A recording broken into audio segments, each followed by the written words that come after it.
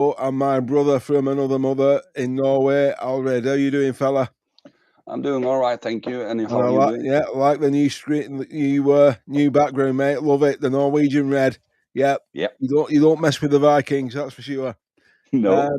Anyhow, tonight we're going to be covering reviewing the Barnsley Liverpool game from the FA Cup last night. Liverpool 4, Barnsley 1, which for me flattered Liverpool massively. And first of all, full credit to Barnsley because the fans and the team, they were absolutely exemplary from the first minute until the last. So I've just made a few notes. I'm going to read through what I've written, and then I'm going to let my friend from Norway take over and give me his input on what he thought. We have got a couple of other topics that we're going to address. Obviously, the big one from yesterday, the sacking of Xabi Alonso at Real Madrid with immediate effect, and his former teammate taking over, Varelo Arbeloa. And now Xabi Alonso is 5-4 favourite with Sky Bet to take over from Arne Slot. And we'll discuss that later on.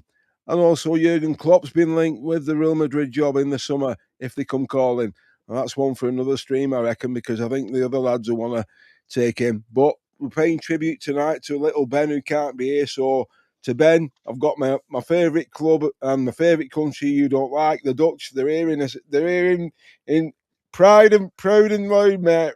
Come on, Holland. So Up the Dutch. Up the Dutch. Yeah. Arne Slot we trust. So basically the game last night, Liverpool 4, Barnsley 1 in the fourth round of the FA Cup.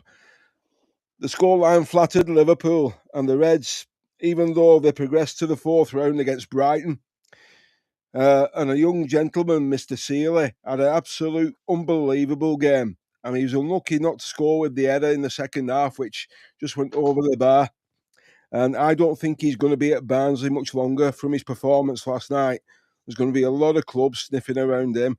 Well, I wouldn't be surprised if we were one of them because he was absolutely brilliant. A young lad, great attitude, great temperament, lovely to watch, and his parents must have been so proud last night. So fair play to you, fella, fair play. And then, obviously, Barnes were unlucky not to go in front when they hit the post in the first half within the first 2 minutes of the game. We could have been 1-0 down again.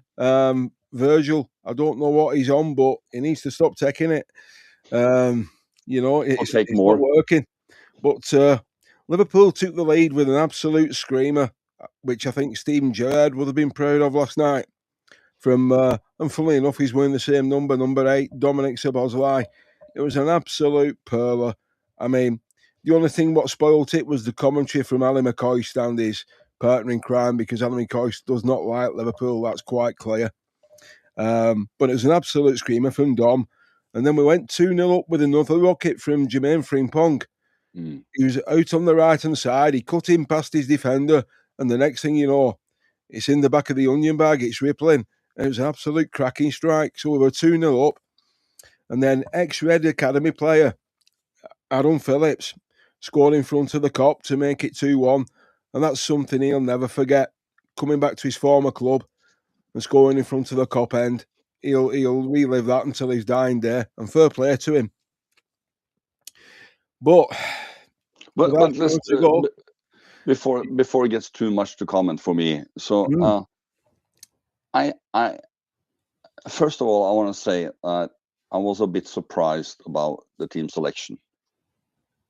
I think it was an overly strong side for us to play at home against Barnsley. If it's been away, well, I could agree a little bit more.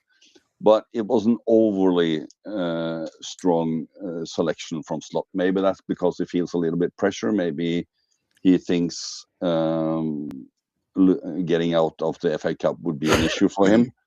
But either way, and I sort of understand why he did it, because as you mentioned, Craig, we should have gotten one down within the first minute. And I think if that goal had happened, I think we would have lost the game. Quite possibly.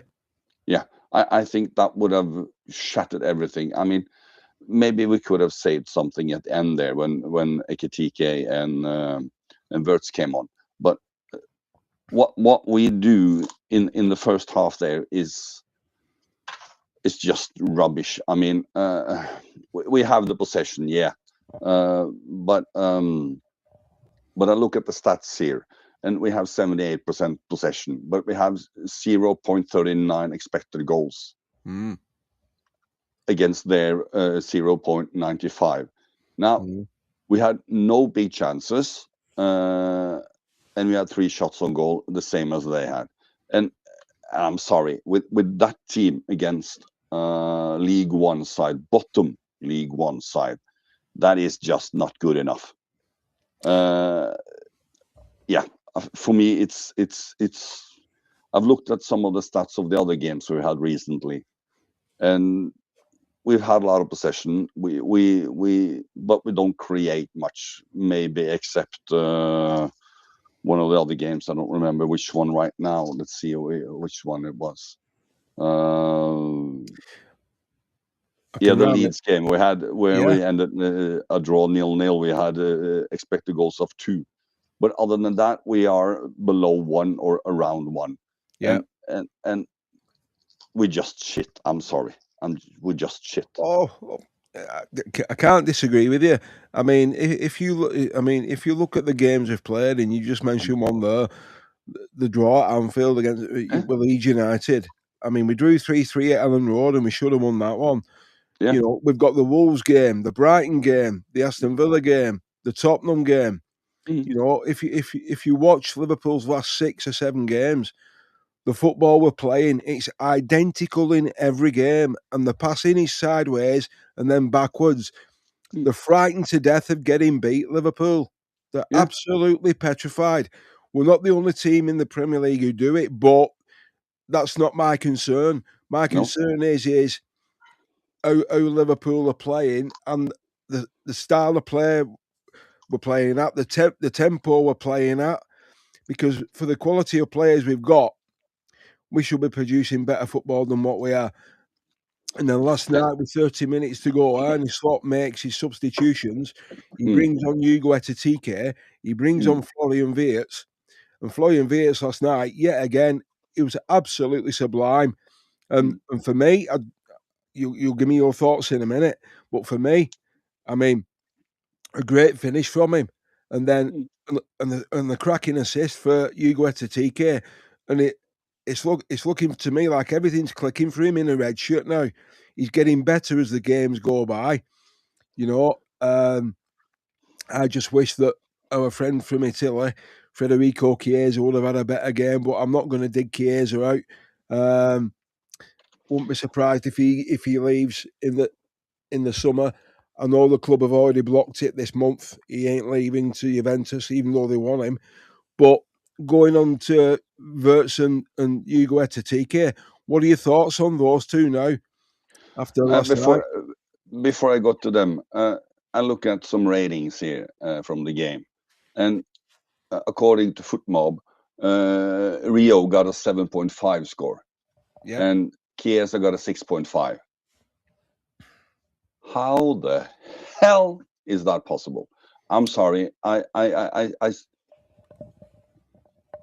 Chiesa did not have an outstanding game, but his work rate, he's pressing everything off the ball that you don't really see that much or pay attention to, is way more important than maybe the goals he's doing. Now, first half we didn't almost play the ball on the right hand side at all. We played it to Rio every fucking time. Yeah. And I'm sorry to say it, and I know he's young. He's 5 years old, and he's got a note to school today to miss gym because he played yesterday. But the point is, we complain a lot about. Well, we don't complain a lot. Ben complained a lot about Gakpo and his uselessness and everything on the left wing. If you noticed Rio yesterday, it was a one-trick pony all the way. Yeah. He stood still, do a little dipsy doodle, got nowhere, and cut in on the right side, just like Diaz did, just like Gakpo does. Yep, you've stole my thunder there. Yeah, exactly. And how he got a bigger score than Chiesa, I have no idea. I did not see that at all. But My point is, he should be young and brave, and this is what something that you kind of touched upon. They are so afraid of making a mistake. It looks like they're afraid of getting yelled at. So instead of trying and exploring an option to do something, they okay, I'll do the safe thing over and over and over again. So Rio disappointed me way more yesterday than Chiesa did. Coming back to the question you actually asked me when it comes to Wirtz and Ekitike, we don't create shit without Wirtz. It's the only creative one we have. I mean, we have the passing from Szoboszlai and his shots, and he's been our best player by far this season. But when it comes to creativity, when it comes to this short passes, through passes, and all that, Wirtz is starting to come into his own, and I think he's going to just skyrocket in quality. So that is very good to see. Ekitike is he's for me, he's still very on and off. He's either Nunes and can't hit a barn door if he tries, and then suddenly he scores 3 goals and 2 shots. So he's got the potential, and he's been good for us as well. But he needs to just stabilize it a little bit better. The difference between the bottom level and the top level should just even out a little bit, and he's going to be a banger after that.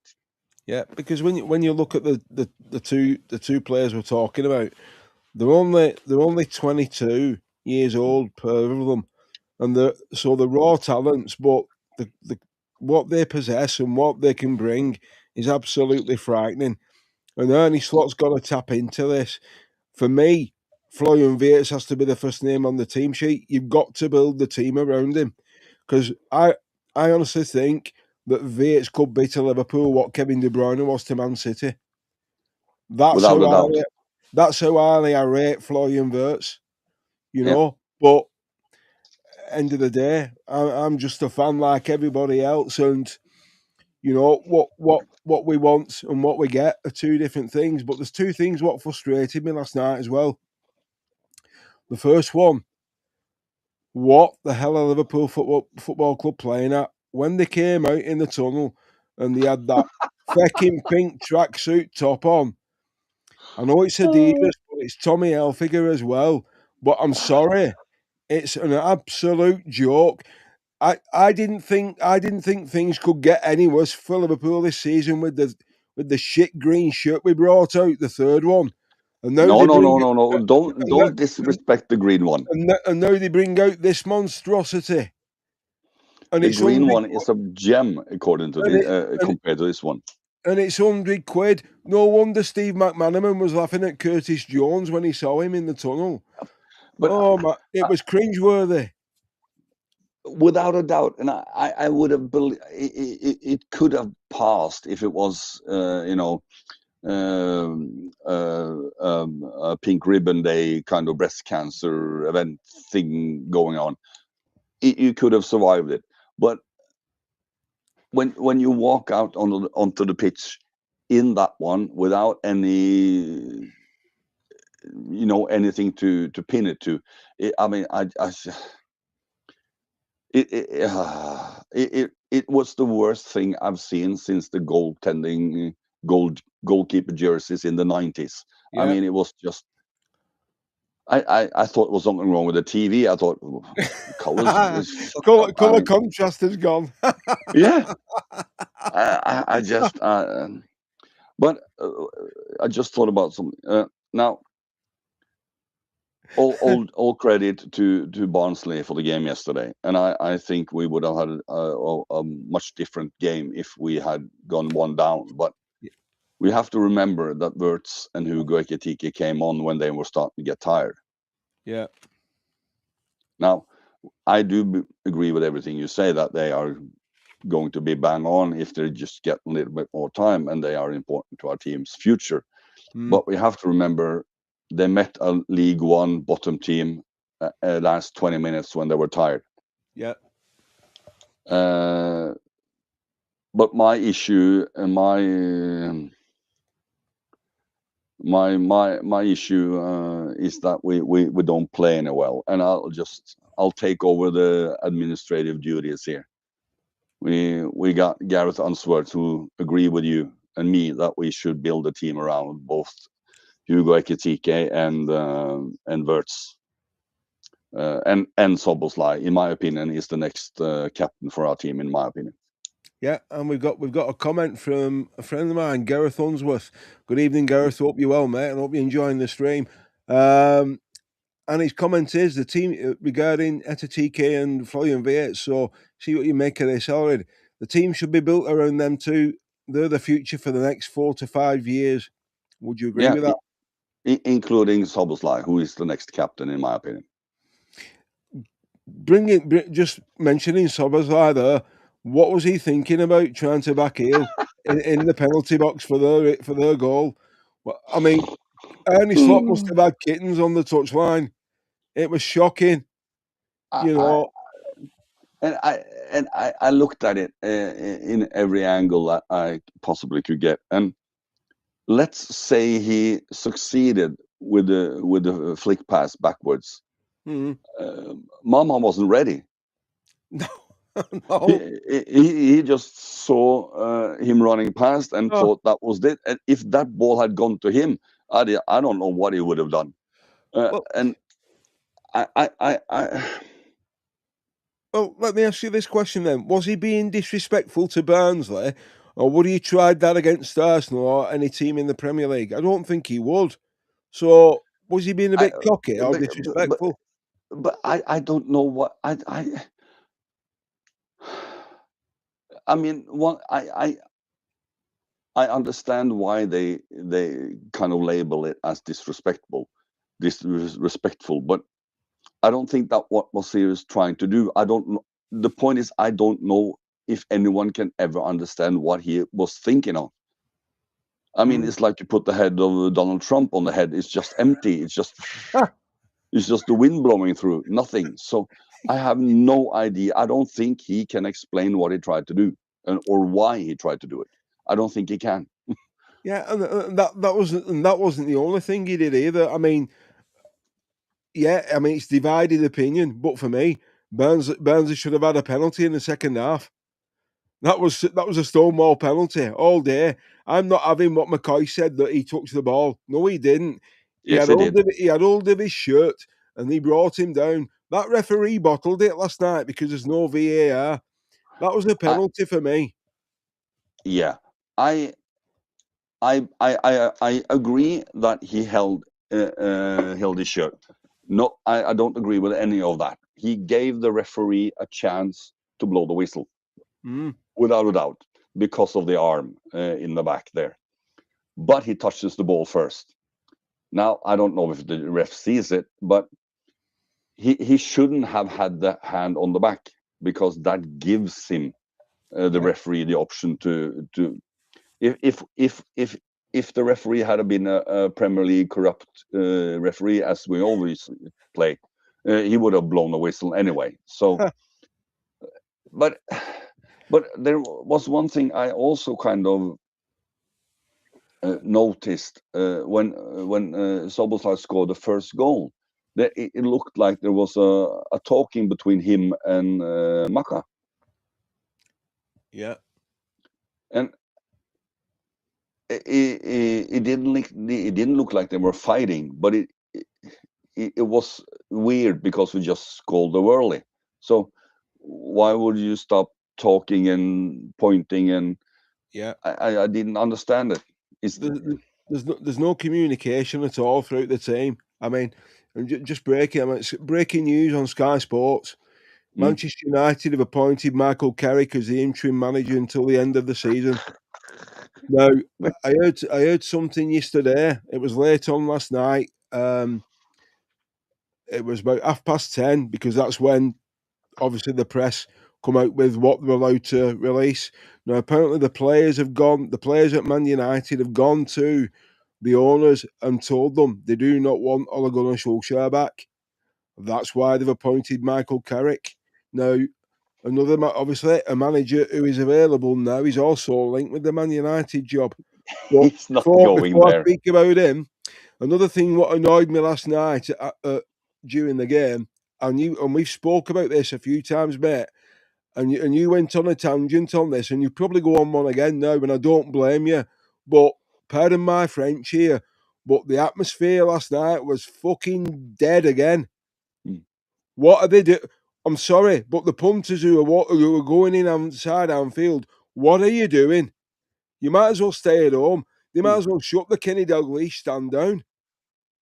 But it's not the Kenny Dalglish stand It's that's every stand. responsible. Yeah, but it's the. Oh, I'm going to get killed when I come there next year. But the point is, in my opinion, the long side, the King Canley and the King Kenny stand and the The main main stand. stand as well. Yeah, but it's not their job. They are No, it's going not. to tag. No, they are going to tag along. The job belongs to Cop. Oh, don't get. I mean, I'm a cop-out and I've been a cop-out all my life, and I've always said it should be a singing stand only. And you've Yeah, but got I don't. it's a But joke. my point is, whoever is on the Cop, it's their job to get the team going, not the other way around. Yeah. And if the Cop doesn't deliver, how do you expect the people on the main stand of King Kenny to deliver? Well, how many did Barnsley bring last night? About 600, and you could hear them more than you could hear the Liverpool fans. And they set off with the usual chant what we get from the Premier League. Where's Yeah. your famous? You know Yeah. what I mean? I heard them so loudly yesterday that Yeah, I thought that must be the home crowd. But then I heard, oh no, that's the Barnsley's chant. yeah, 600 of them. And as you said, for me this is passionate, and I'm not slagging the Cop, even though it looks like it. I'm slagging English supporter thing in general. Yeah, it's shit. It is shit. It's just not and It's it's more. shit. It's embarrassing. Yeah, and it's more notable on Anfield because of the reputation we have. That's why the difference is bigger than any other shitty stadium in England. Yeah, But I support a local team who has a stadium of 17,000. If we are lucky and playing arch rivals, we have 12, 15,000. And I stand behind the goal with our version of the Cup. It is our job to get the team going. It's I our agree. job to get the stands going. It's not that we're not going to start singing when the team does well. It's the other way around. I can't understand it. And also, we are a small club. We have people from all over the world supporting our club. They have been here with a girlfriend or a boyfriend.